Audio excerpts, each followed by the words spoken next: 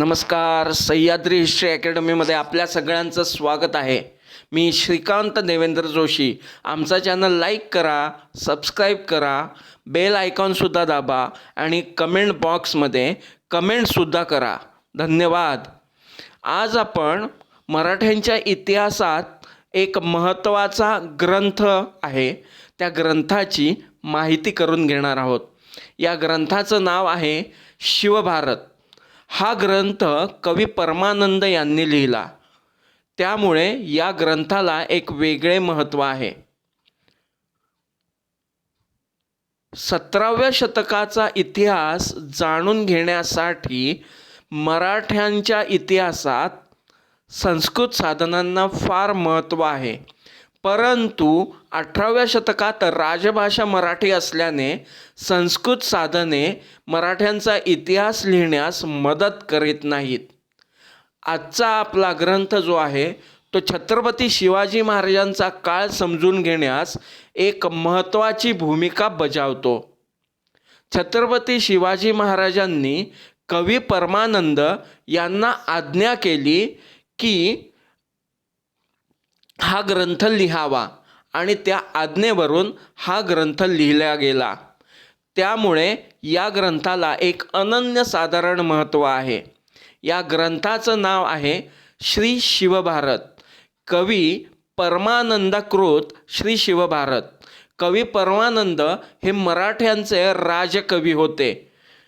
या ग्रंथामध्ये कवी परमानंद यांनी मालोजी राजे भोसले ते सन 1661 पर्यंतचा इतिहास आपल्याला दिला आहे. त्यामुळे या ग्रंथाला एक वेगळे महत्त्व प्राप्त झालेले आहे. छत्रपती घराण्याचा इतिहास समजून घेण्यास हा ग्रंथ आपल्याला मदत करतो. आपल्या सर्वांना शहाजीराजांचे बेंगलोर घराणे माहितीच आहे. छत्रपती शिवाजी महाराजांचे हे बेंगलोर घराणे जे आहे त्याची तंजावरची जी लायब्ररी होती त्या लायब्ररीमध्ये आपल्याला या ग्रंथाची मूळ प्रत पाहावयास मिळते. या ग्रंथालयाचं नाव आहे सरस्वती महाल लायब्ररी.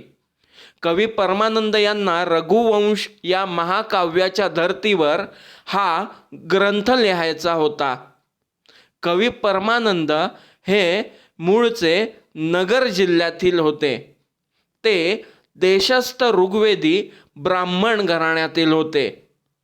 त्यांचा जन्म नगर जिल्ह्यामधीलच नेवासा या तालुक्यामध्ये झाला.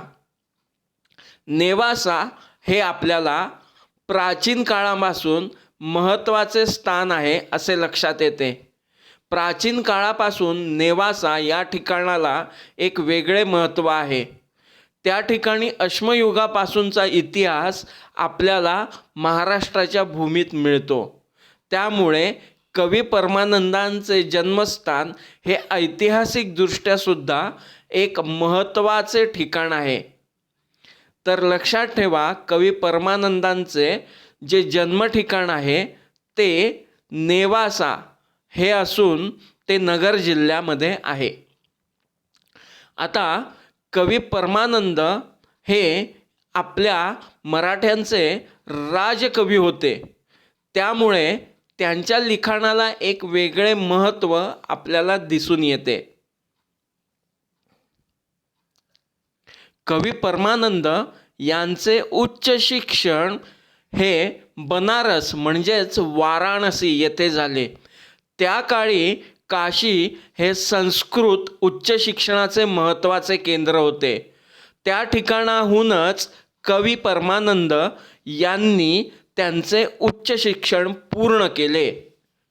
संस्कृत यासाठी महत्त्वाचं ठिकाण हे काशी होतं. कवी परमानंद यांच्या श्री शिवभारत या ग्रंथावर सर जदुनाथ सरकार हे मराठ्यांचे इतिहासकार टीका करतात. ते म्हणतात की कवी परमानंद हे दरबारी राजकवी होते. ते शिवरायांच्या दरबारातच काम करत होते. त्यामुळे त्यांच्या लेखनात अतिशयोक्ती असण्याची शक्यता आहे असे मत ते व्यक्त करतात.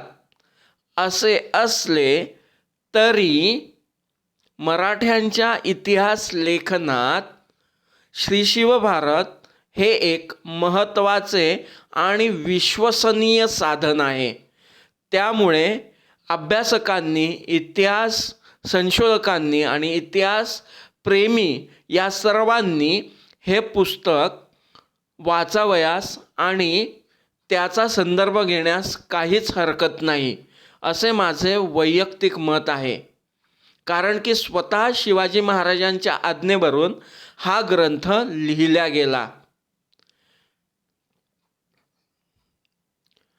कवी परमानंद हे छत्रपती शिवाजी महाराजांचे जवळचे मित्र होते. त्यामुळे या ग्रंथाला एक वेगळे महत्त्व आहे. त्याचबरोबर ते मराठ्यांचे राजकवी सुद्धा होते. त्यामुळे आणखीन या ग्रंथाला महत्त्व व विश्वासार्हता प्राप्त होते. त्यामुळे या ग्रंथाचा अभ्यास करण्यास काहीच हरकत नाही किंवा त्याचा संदर्भ म्हणून वापर करण्यास काहीच हरकत नाही. या ग्रंथामध्ये कवी परमानंद 2च तारखा देतात. एक आहे ती छत्रपती शिवाजी महाराजांच्या जन्माची आणि दुसरी तारीख आहे ती अफजल खानाच्या वधाची. अफजल खानाचा वध ही शिवाजी महाराजांच्या आयुष्यातील एक महत्त्वाची घटना होती. असे असले तरी मराठ्यांच्या इतिहास लेखनात, विशेषतः प्रशासकीय इतिहास लेखनात हा ग्रंथ महत्त्वाची भूमिका जो आहे तो आपल्याला व्यक्त करतो.